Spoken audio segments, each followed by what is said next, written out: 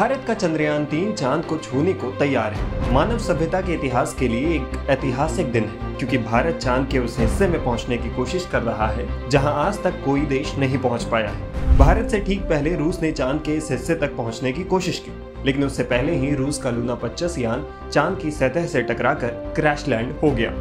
ऐसे में अब पूरी दुनिया की नजर भारत के चंद्रयान-3 पर टिकी हुई है। ऐसे में ये मिशन और भी ज्यादा अहम हो जाता है। भारत पर चंद्रयान-3 को चांद की सतह पर सॉफ्ट लैंड कराने की बड़ी जिम्मेदारी है, क्योंकि अगर वो ऐसा करने में कामयाब हो जाता है तो ये भारत के साथ साथ दुनिया और विज्ञान के लिए बहुत अहम होगा। ऐसे में 23 अगस्त को चांद पर चंद्रयान-3 की लैंडिंग काफी अहम हो जाती है। भारत इसको लेकर काफी सावधानी भी बरत रहा है। इस बीच इसरो ने बताया है कि अगर 23 अगस्त को लैंडिंग नहीं हो पाती है तो इसरो का प्लान बी क्या होगा। इसरो का एक सेंटर गुजरात के अहमदाबाद में भी है, जिसका नाम स्पेस एप्लीकेशन सेंटर है। इसके डायरेक्टर नीलेश एम देसाई ने चंद्रयान-3 पर इसरो के प्लान बी के बारे में बताया है। उन्होंने बताया है कि 23 अगस्त को चांद पर लैंडिंग से 2 घंटे पहले इसरो के प्रमुख वैज्ञानिक ये फैसला लेंगे कि चंद्रयान-3 की लैंडिंग कराई जाए या नहीं। उन्होंने इसके पीछे की वजह भी बताई।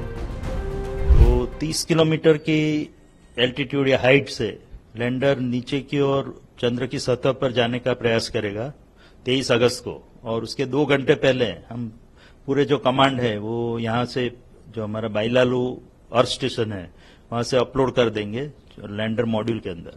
और उसके बाद जो लैंडर मॉड्यूल की हेल्थ चेकिंग, टेलीमेट्री और चंद्र में जो स्थिति है उसको सबको ध्यान में रखते हुए लगभग 2 घंटे पहले हम ये निर्णय लेंगे कि उस दिन चंद्र पे उत्तरायण करना ठीक रहेगा कि नहीं रहेगा। तो अगर मेरे ख्याल से कोई और मुश्किल तो आने वाली है नहीं, और हम पूर्णतया 23 अगस्त को ही चंद्र पे उतरने का प्रयास करेंगे।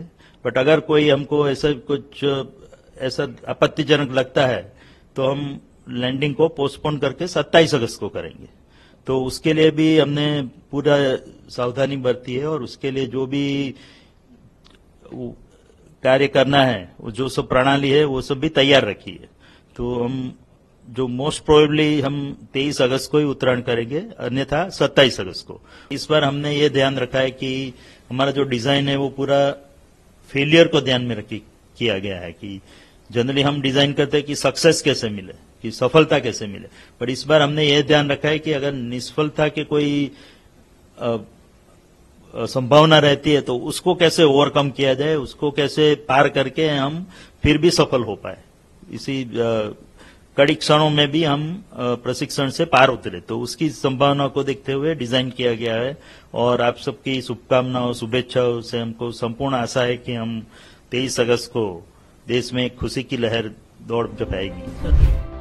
इसरो के इस बयान से साफ हो गया है कि इसरो अपनी ओर से पूरी कोशिश करेगा कि चंद्रयान-3 को 23 अगस्त को चांद पर सॉफ्ट लैंड कराया जाए। लेकिन अगर ऐसा नहीं हो पाता तो वो एक बार फिर से 27 अगस्त को चांद पर दोबारा लैंड करने की कोशिश करेगा।